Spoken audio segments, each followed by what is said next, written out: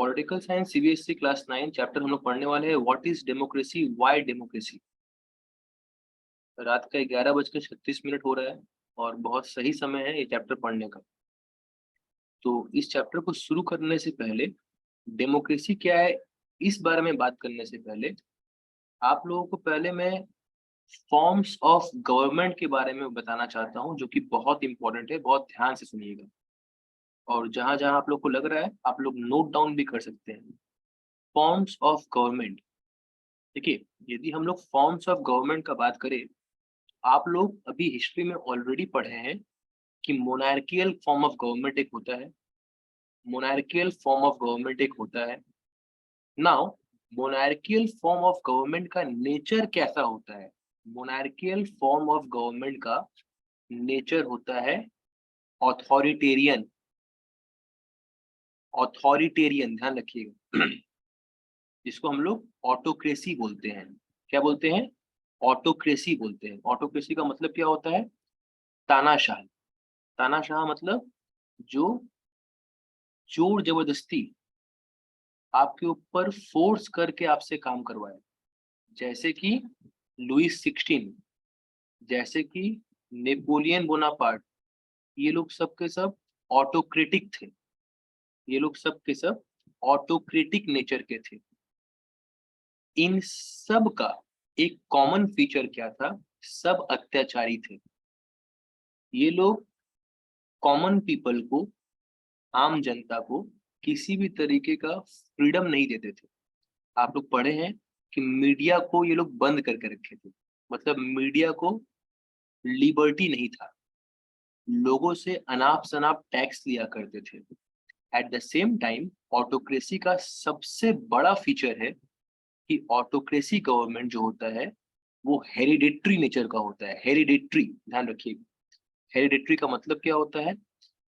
यदि राजा मर रहा है तो राजा के मरने के बाद राजा का बेटा ही बैठेगा।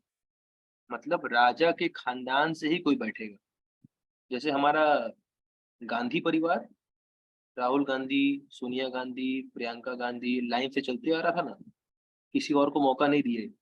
ऑल्दो इंडिया डेमोक्रेसी है, मगर ध्यान दीजिएगा तो वो पारिवारिक पार्टी हो गया है। लाइन से परिवार के लोग ही बैठ रहे हैं, क्योंकि सास भी कई बहू थी, part 1, part 2, part 3, part 4 serial चलते जा रहा है ना। तो ये लोग होते हैं ऑटोक्रेटिक। ऑटोक्रेटिक दो टाइप का होता है, ध्यान रखिएगा। ऑटोक्रेसी गवर्नमेंट दो टाइप का होता है। एक होता है टोटलिटेरियन, दूसरा होता है ऑथोरिटेरियन। ध्यान रखिएगा, दो टाइप का होता है। एक होता है टोटलिटेरियन, दूसरा होता है authoritarian. Totalitarian form of government क्या है, इसको पहले समझिए। जैसा कि वर्ड डिनोट कर रहा है, टोटलिटेरियन, टोटल।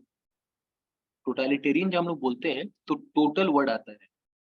टोटल क्या? टोटल क्या? What total? Total restrictions. मतलब कंप्लीट रेस्ट्रिक्शंस लगा दिया गया है। किसी भी तरीके का कोई भी आजादी नहीं है। कॉमन पीपल को किसी भी तरीके का कोई आजादी नहीं है। जब बात कर रहे हैं ऑथोरिटेरियन, सेकेंड टाइप, हम बोला ना ऑटोक्रेटिक गवर्नमेंट का दो टाइप होता है। एक होता है टोटलिटेरियन, दूसरा होता है ऑथोरिटेरियन। जब ऑथोरिटेरियन बोलते हैं तो ऑथोरिटेरियन का मतलब होता है जहां जनता के पास थोड़ा प्रिविलेजेस है। जनता को थोड़ा आजादी दिया गया है, थोड़ा, नॉट बहुत ज्यादा, थोड़ा। इसका एग्जाम्पल देखिए तो आप लोग को समझ में आएगा ज्यादा अच्छा से। टोटलिटेरियन बोलेंगे तो नॉर्थ कोरिया का प्रेसिडेंट, देखिए ध्यान से देखिएगा, शुभम जुधानी की तरह उसका चेहरा मिलता जुलता है। नॉर्थ कोरिया का जो प्रेसिडेंट है उसका चेहरा शुभम जुधानी का चेहरा काफी हद तक मैच करता है। तो नॉर्थ कोरिया का प्रेसिडेंट जो है वो टोटलिटेरियन है। उसका एक एग्जांपल दे रहे हैं आप लोगों को। उसको खबर मिला कि नॉर्थ कोरिया में पेस्ट्रीज का डिमांड बढ़ रहा है। लोग पेस्ट्रीज को बहुत ज्यादा पसंद कर रहे हैं। तो वो क्या किया? पेस्ट्रीज बैंड कर दिया। तो जब पूछा गया ऐसा क्यों किया, तो बोल रहा है कि आम जनता का पेस्ट्रीज की तरफ प्यार ज्यादा बढ़ रहा है, मेरे तरफ घट रहा है, इसलिए हम पेस्ट्रीज बंद कर दिए। देखिए कितना हेवी आदमी है वो। ठीक है, हेवी मतलब इन द सेंस दिमाग से हल्का है वो, कुछ भी कर रहा है। टोटलिटेरियन। अच्छा, ऑथोरिटेरियन का यदि बात करें तो चाइना। चाइना का जो गवर्नमेंट है वो भी जनता के ऊपर पूरा रेस्ट्रिक्शन लगा के रखा है, मगर जनता को थोड़ा परमिशन है, थोड़ा सा लिबर्टी दे के रखा है। जैसे चाइना में लोग प्रोटेस्ट कर पा रहे हैं। अभी कुछ दिन पहले हांगकांग में लोग प्रोटेस्ट करना शुरू किए थे, और चाइनीज गवर्नमेंट लोगों को थोड़ा छूट दे के रखा है। वहां पे प्राइवेट बिजनेसमैन लोग हैं, ध्यान दीजिएगा बच्चों, प्राइवेट बिजनेसमैन लोग हैं जो लोग प्राइवेटली बिजनेस करते हैं। इसीलिए चाइना का बहुत सारा सामान इधर उधर एक्सपोर्ट होता है। मगर यदि टोटलिटेरियन हुआ तो टोटलिटेरियन में प्राइवेट बिजनेसमैन होते ही नहीं है। समझ पाए बात? वहां पे सब कुछ गवर्नमेंट का, सब कुछ टोटल सब कुछ गवर्नमेंट का है। एंड ऑथोरिटेरियन में कुछ कुछ जगहों पे प्राइवेट इंडिविजुअल्स का प्रॉपर्टी पे अधिकार होता है। यहाँ तक क्लियर है बच्चों? समझ गए? अब हमारे हिस्ट्री में हमारे हिस्ट्री में मतलब मैं इंडिया का बात नहीं कर रहा हूँ, मैं वर्ल्ड हिस्ट्री का बात कर रहा हूँ। वर्ल्ड हिस्ट्री में देखा गया है कि टोटलिटेरियन या ऑथोरिटेरियन कोई भी फॉर्म ऑफ गवर्नमेंट जनता पसंद नहीं किया। जनता को चाहिए था आजादी, जनता को चाहिए था लिबर्टी। आप लोगों को मैं एक बात बोलता हूँ, उस पर ध्यान दीजिएगा और बेतुका जवाब मत दीजिएगा, थोड़ा सोच समझ करके बोलिएगा। आपको मैं दो अलग अलग कंडीशन बता रहा हूँ। पहला कंडीशन कि आपको 5 स्टार होटल है, 5 स्टार नहीं 7 स्टार होटल में मैं छोड़ दिया हूँ, और वहां पे सारा फैसिलिटी है, ए टू जेड सब फैसिलिटी है। मगर आपको बोला जा रहा है कि आप उस होटल से बाहर नहीं जा सकते हैं, आपको जिंदगी भर उसी होटल में रहना होगा, आप उस होटल से एक कदम भी बाहर नहीं रख सकते हैं। और दूसरा कंडीशन ये है कि आपको मैं एक डेजर्ट में छोड़ दिया हूँ, खुला डेजर्ट, अगल बगल कुछ नहीं है मगर खुला डेजर्ट है। कौन कहाँ रहना पसंद करेगा, मैं आप लोगों से जानना चाहता हूँ। आहिस्ता, कहाँ रहना पसंद करोगी, उस होटल में या डेजर्ट में?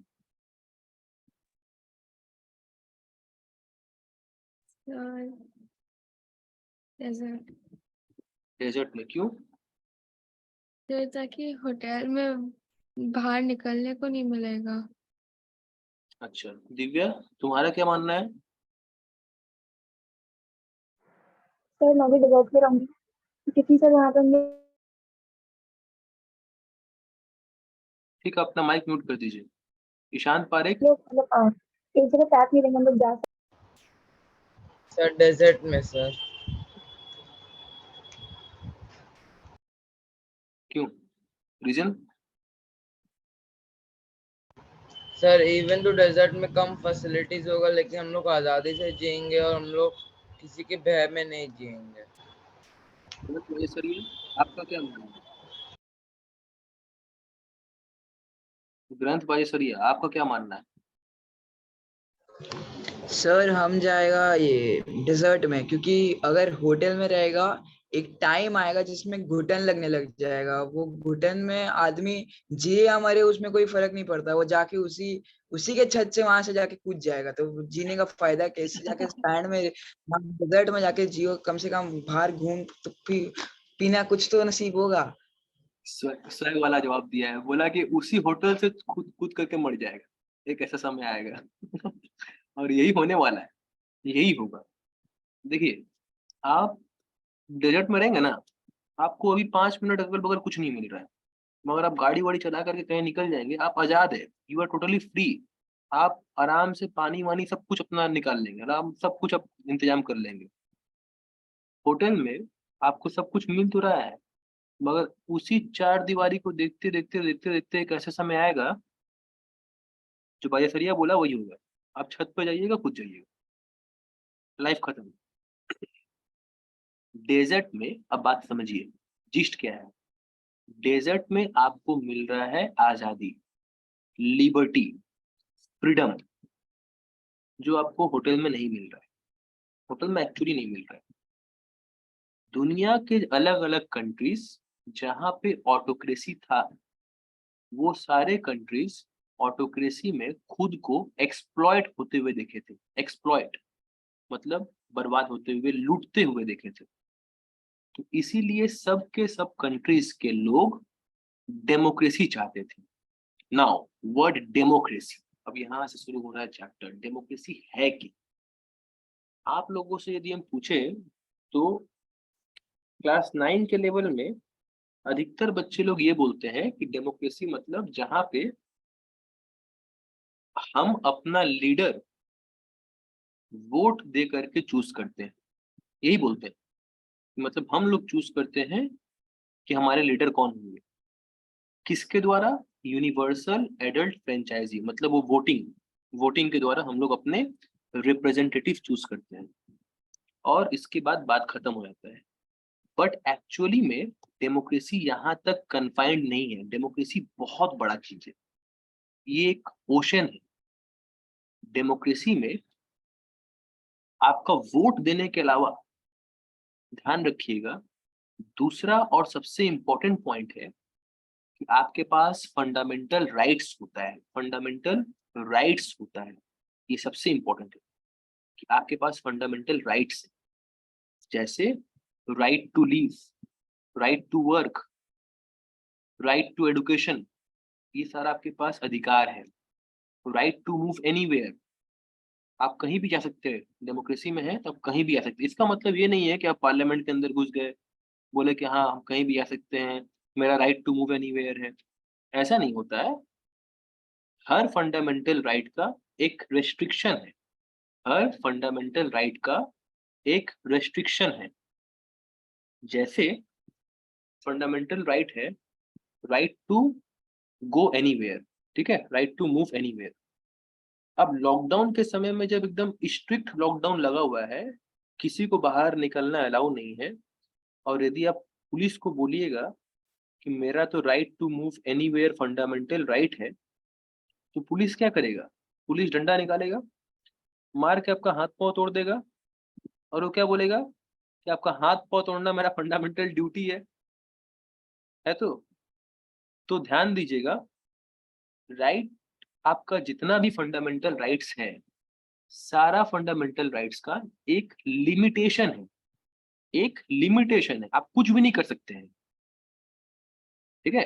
राइट टू लाइफ, अब आपका जिंदगी जीने का अधिकार है, इसका मतलब किसी को मार देंगे, किसी को मार कर जिंदगी जिएंगे? ये नहीं होता है। हमारा कॉन्स्टिट्यूशन में इवन प्राइम मिनिस्टर का पावर को भी लिमिटेड किया गया है। प्राइम मिनिस्टर यदि अत्याचारी बन जा रहा है तो प्राइम मिनिस्टर को भी जनता हटा सकता है। Even the president can be impeached. यदि प्रेसिडेंट अपना काम ठीक से नहीं कर रहा है तो प्रेसिडेंट भी रिमूव हो जाते हैं। जजेस of supreme court can also be removed, उनको भी इम्पीच्ड कर दिया जाता है। होता है ना, पढ़े होंगे आप लोग। तो देखिए हमारे कॉन्स्टिट्यूशन में हर एक कोई का पावर को लिमिट किया गया है। उसी तरीके से fundamental rights are not absolute, वो एब्सोल्यूट नहीं है। उसमें चेंजेस जैसे जैसे दरकार पड़ेगा, जैसे जैसे देश का दरकार होगा, फंडामेंटल राइट्स को रोक दिया जाता है। ध्यान रखिएगा, जब इमरजेंसी हो, जब देश में इमरजेंसी डिक्लेयर होता है, चाहे वो नेशनल इमरजेंसी हो, चाहे वो फाइनेंशियल इमरजेंसी हो, जो भी इमरजेंसी हो, इमरजेंसी बहुत टाइप का होता है। मान लीजिए वॉर छिड़ गया, या जैसे कोरोना टाइप का कुछ पैंडेमिक छिड़ गया, तो ऐसे में हमारा सारा फंडामेंटल राइट्स को स्टॉप कर दिया जाता है। किसी का कोई फंडामेंटल राइट नहीं रहता है, सबको का फंडामेंटल राइट उस वक्त स्टॉप रहता है। समझ में आया बात बच्चों? क्लियर है? मगर डेमोक्रेसी है, मगर डेमोक्रेसी है तो बोल करके, क्योंकि डेमोक्रेसी है बोल करके हमको फंडामेंटल राइट्स मिल रहा है। इमरजेंसी साल भर नहीं होता है, इनफैक्ट इमरजेंसी 10 साल 50 साल 100 साल में एक बार होता है, 10 50 100 साल में एक आध बार कभी होता है, हर साल थोड़ा ना इमरजेंसी होता है। Emergency once in a blue moon आप बोल सकते हैं, वो सिनेरी होता है। मगर हमारे पास आज आप लोग पढ़ पा रहे हैं, कल आप लोग ईडन गार्डन जाने वाले हैं, आप कहीं भी जा रहे हैं, तो ये सारा चीज जो है ये आप जो कर पा रहे हैं क्योंकि आपका फंडामेंटल राइट्स है, आपको छूट मिला हुआ है। ईडन गार्डन जाना फंडामेंटल राइट नहीं है, वो तो मैं बताऊंगा फंडामेंटल ड्यूटी मेरा क्या है, वो आएगा फिर हम लेकर के आएगा अपना फंडामेंटल ड्यूटी। बट देखिए आप जो मूव कर पा रहे हैं क्योंकि आपको अधिकार मिला है, और ये अधिकार इसलिए मिला है क्योंकि आप डेमोक्रेसी में हैं।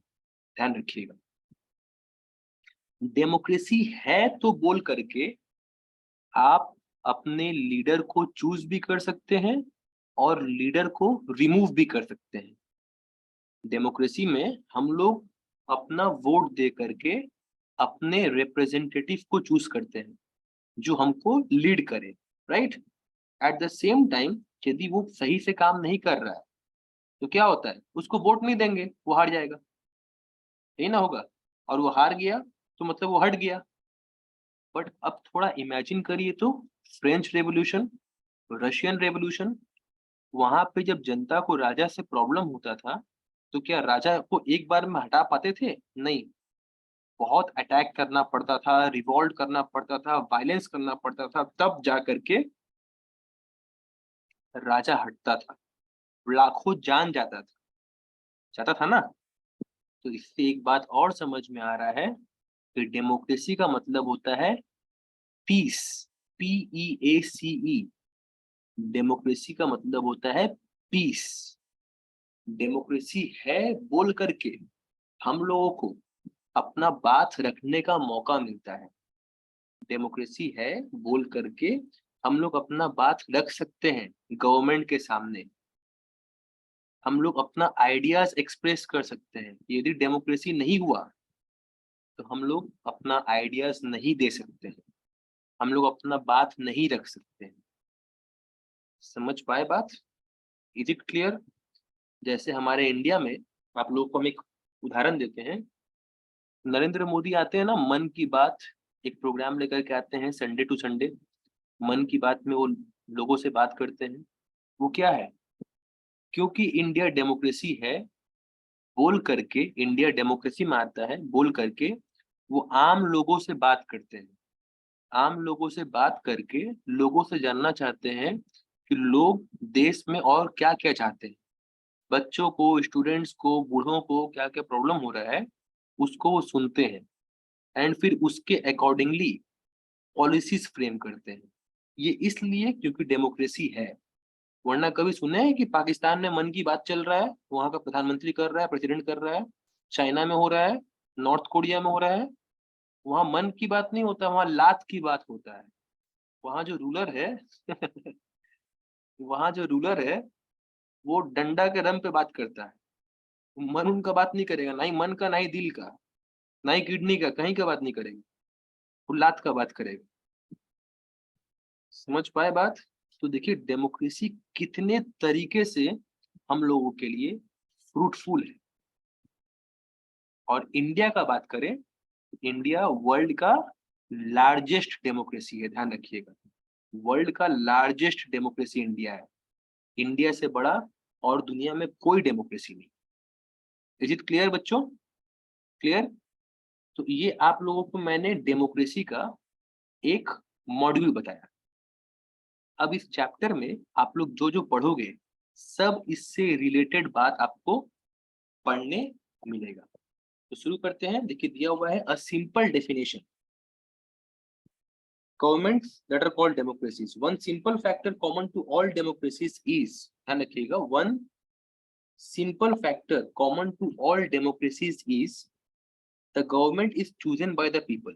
दुनिया का जितना भी डेमोक्रेटिक कंट्री है, सारे ही कंट्री में गवर्नमेंट को कौन चूज करता है? जनता। कैसे चूज करता है? वोट करके। हमारा यूनिवर्सल एडल्ट फ्रेंचाइजी, मतलब हम लोग 18 साल के बाद वोट कर सकते हैं, तो हमारा वोट हमारे लीडर को चूज करता है। We could thus start with a simple definition. Democracy is a form of government in which the rulers are elected by the people. आप लोगों को मैंने भी सबसे पहले डेमोक्रेसी में यही बताया, फिर मैं आप लोगों को बोला कि डेमोक्रेसी मगर सिर्फ यहाँ तक नहीं है, इससे बहुत बड़ा चीज है, ये भी मैं बताया। देखिए, अब हर चीज का पॉजिटिव साइड भी होता है, नेगेटिव साइड भी होता है। तो डेमोक्रेसी का बहुत सारा पॉजिटिव साइड है, कुछ कुछ नेगेटिव साइड भी है, जो हम लोग इस चैप्टर में आगे पढ़ने वाले हैं। देखिए, आगे बोला हुआ है, this is a useful starting point. This definition allows us to separate democracy from other forms of government that are clearly not democratic. The army rulers, यहाँ से मार्क करिए, बहुत इंपॉर्टेंट है, यहाँ से मार्क करिए, बहुत इंपॉर्टेंट है, आप लोगों को अपने आंसर में लिखना रहेगा। The army rulers of Myanmar were not elected by the people. Myanmar में जो जनता को रूल करता है वो आर्मी है, आर्मी लोग रूल करता है, हमारे जनता के बीच में से कोई अलग रिप्रेजेंटेटिव नहीं है, आर्मी रूल चलता है वहां पे। Those who happened to be in control of the army became the rulers of the country. People had no say in this decision. अब देखिए, यानी कि जो लोग आर्मी में हैं और आर्मी में जो लोग हाई पोस्ट में हैं, वही लोग सिर्फ रूल कर सकते हैं। हम जैसे कोई लोग यदि म्यांमार में चाहेंगे कि हम लोग इलेक्शन में खड़ा हो, कभी नहीं हो पाए। समझ पाए बात? तो क्या वहां पर डेमोक्रेसी है? नहीं, वहां पर डेमोक्रेसी नहीं है। क्यों? यदि पूछते क्यों डेमोक्रेसी नहीं है, आर्मी है तो डेमोक्रेसी क्यों नहीं है? देखिए, पावर वहां पे सिर्फ आर्मी के पास है, तो पावर सिर्फ आर्मी के पास है। डेमोक्रेसी में ना पावर किसी भी एक ग्रुप के पास हमेशा नहीं रहता है। डेमोक्रेसी का सबसे बड़ा ताकत है कि पावर जो है वो चेंज होता रहता है, शिफ्ट होता रहता है, फ्लेक्सिबल है। समझ पाए?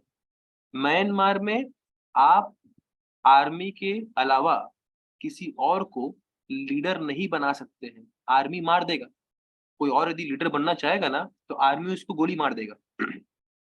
तो मतलब क्या हो गया? आर्मी ऑटोक्रेटिक हो गया, लुई 16 हो गया, तो फिर डेमोक्रेसी कहाँ है? समझ गए बात? क्लियर? चलिए आगे देखिए, पे दिया हुआ है, dictators like Pinochet, Chile are not elected by the people. जैसे यहाँ बोल रहा है, चिली का जो डिक्टेटर था, चिली का भी, चिली एक कंट्री है, उसका भी जो राजा था वो भी जनता के द्वारा चूज नहीं किया गया था। This also applies to monarchies. वहां पे वही हेरिडिटरी रूल चल रहा था। हेरिडिटरी रूल मतलब राजा, राजा का बेटा बैठेगा, जो हम बोले ऑटोक्रेसी का फीचर है। The Kings of Saudi Arabia, देखिए थर्ड एग्जांपल दिया है। एक हम लोग पढ़े म्यांमार के बारे में, दूसरा पढ़े चिली के बारे में, तीसरा पढ़ रहे हैं सऊदी अरेबिया के बारे में। The Kings of Saudi Arabia rule not because the people have chosen them to do so, but because they happen to born into the royal family. देखिए वहां पे एरिस्टोक्रेसी चल रहा है, वहां पे एरिस्टोक्रेसी चल रहा है कि मतलब राजा के घर से बिलोंग करते हैं, सबसे ज्यादा पैसा वाले हम हैं तो हम ही रूल करेंगे। उस हिसाब से यदि इंडिया में देखा जाए तो अंबानी इंडिया का प्रधानमंत्री होता है।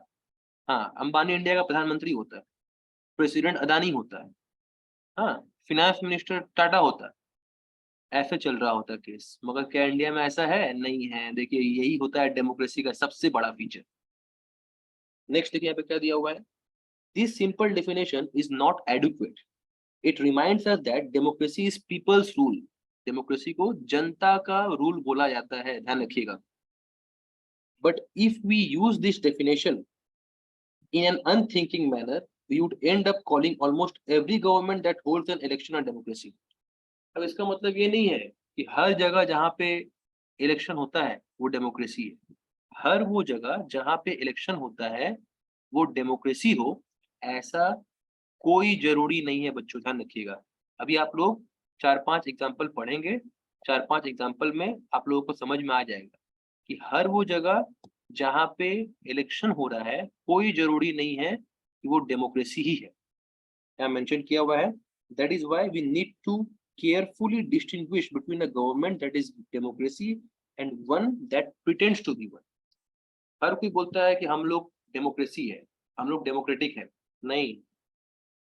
बोलना और करना में अंतर है, बोलना और करना में अंतर है। आगे कुछ एग्जांपल्स आप लोगों को मिलेगा जो इस बात को प्रूफ कर देगा कि हर जगह जहां इलेक्शन होता है कोई जरूरी नहीं है कि वो डेमोक्रेसी है। We can do so by understanding each word in this definition carefully and spelling out the features of democratic government. Now, features of democracy.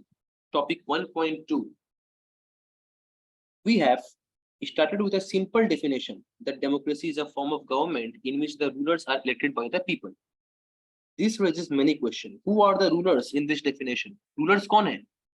ठीक है, हम लोग रूलर को चूज करेंगे, बट वो रूलर कौन होंगे, किस कम्युनिटी से बिलोंग करेंगे, किस क्लास से बिलोंग करेंगे, बहुत सारा क्वेश्चन यहाँ पे आता है। ठीक है, किस कास्ट से बिलोंग करेंगे, बहुत सारा क्वेश्चन यहाँ पे आता है। Which officials must be elected for any government to be called a democracy? Which decision may be taken by non-elected officials in a democracy? What kind of election constitutes a democratic election? What conditions must be fulfilled for election to be considered democratic?